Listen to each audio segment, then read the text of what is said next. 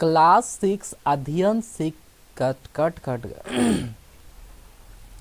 आज के इस न्यू वीडियो में बात करने वाले हैं कट आज के इस न्यू वीडियो में बात करने वाले हैं हमारी दुनिया चैप्टर 3 पृथ्वी और परिमंडल चैप्टर का प्रश्न क्वेश्चन के बारे में। इसमें आप लोग को बता दूं 2 से 3 प्रश्न दिया है दोस्तों, जो कि एक खाली जगह है और यहाँ पे एक ऑब्जेक्टिव क्वेश्चन है, निम्नलिखित प्रश्नों का उत्तर दे, एक और चौथा प्रश्न है। सभी को मैं आप लोग का आंसर देने वाला हूँ। आप लोग जो आपका बुक में है वो PDF में है, तो चलिए वीडियो को स्टार्ट कर लेते। वही अगर बात किया जाए यहाँ पर पहला प्रश्न बोलता है सही विकल्पों का चुनिए, और सही विकल्पों का चुनिए में क्या है, बोलता है जीवन यहाँ पे पनपथ है। क्या है जीवन पनपथ?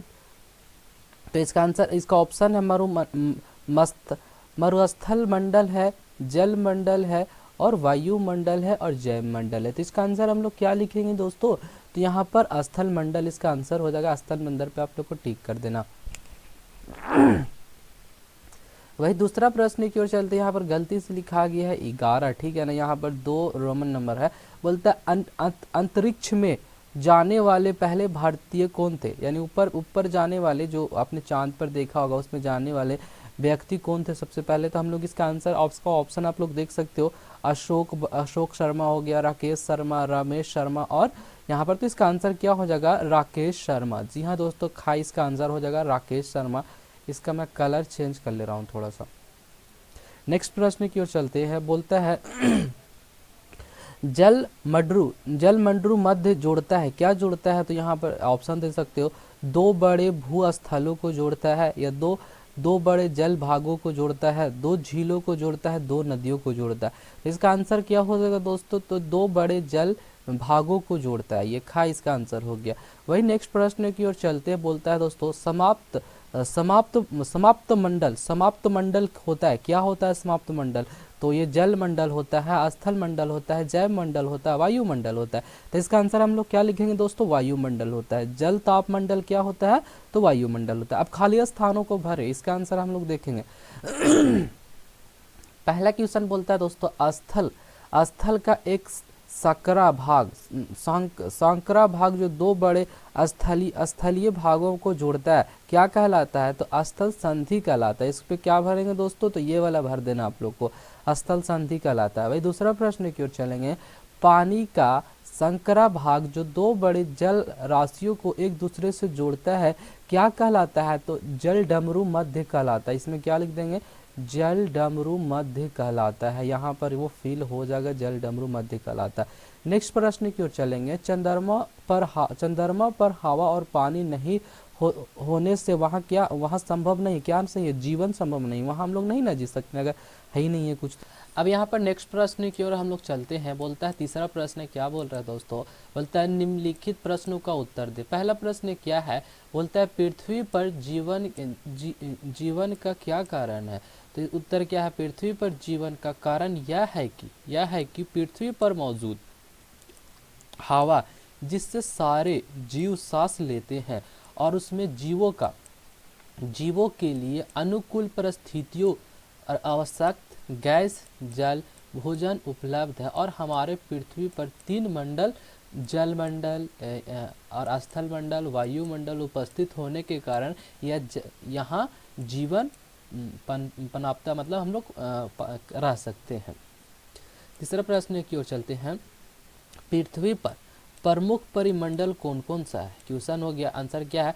पृथ्वी पर प्रमुख परिमंडल निम्नलिखित। अभी जैसे कि मैंने ऊपर बताया था, स्थल मंडल, जैव मंडल यहाँ पर, और जल मंडल, वायुमंडल। नेक्स्ट प्रश्न की ओर चलते हैं। तीसरा प्रश्न में बोलता है पृथ्वी के प्रमुख महाद्वीपों का नाम लिखे। तो क्या इसका आंसर हो जाएगा? पृथ्वी के महाद्वीप नाम निम्न है। एशिया हो गया, अफ्रीका हो गया, यूरोप हो गया, उत्तरी अमेरिका और दक्षिण अमेरिका हो गया, ऑस्ट्रेलिया हो गया, अंटार्कटिका हो गया। नेक्स्ट प्रश्न की ओर चलते हैं। चौथा प्रश्न में पृथ्वी को नीला ग्रह क्यों कहा जाता है? पृथ्वी को नीला ग्रह क्यों कहा जाता है? पृथ्वी को नीला ग्रह इसलिए कहा जाता है कि अगर हम अंतरिक्ष के पृथ्वी को देखते हैं तो पृथ्वी अपने महासागरों के कारण नीली दिखाई पड़ती है।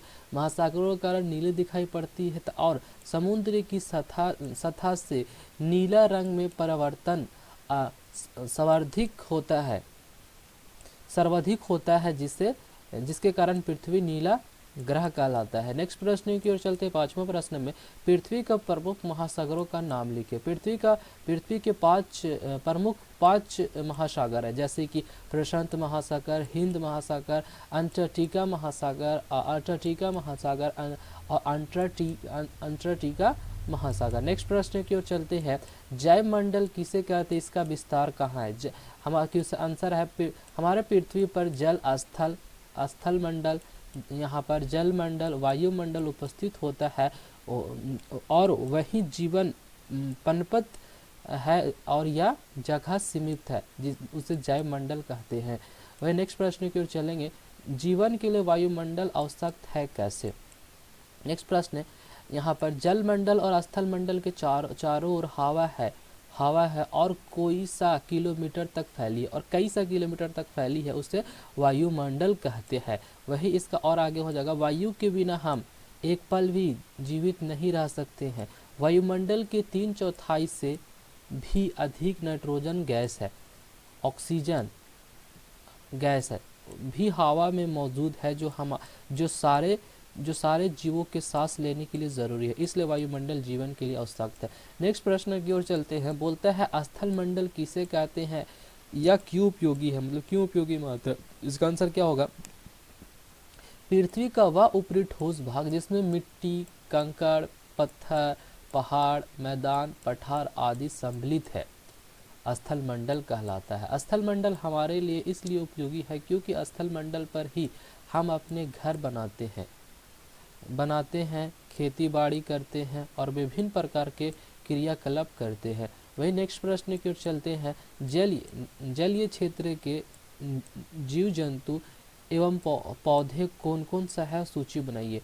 तो इसका आंसर सूची बना देते हैं। उत्तर में लिखेंगे जल जीव जंतु, और यहाँ पे जल पौधा ऑक्टोपस, यहाँ पे कमल हो गया, कछुआ ये हो गया, मगरमच्छ। तो यहाँ पर इस तरह से एक सूची बनाकर आप लोग लिख सकते हो, जो कि इसका आंसर हो गया दोस्तों।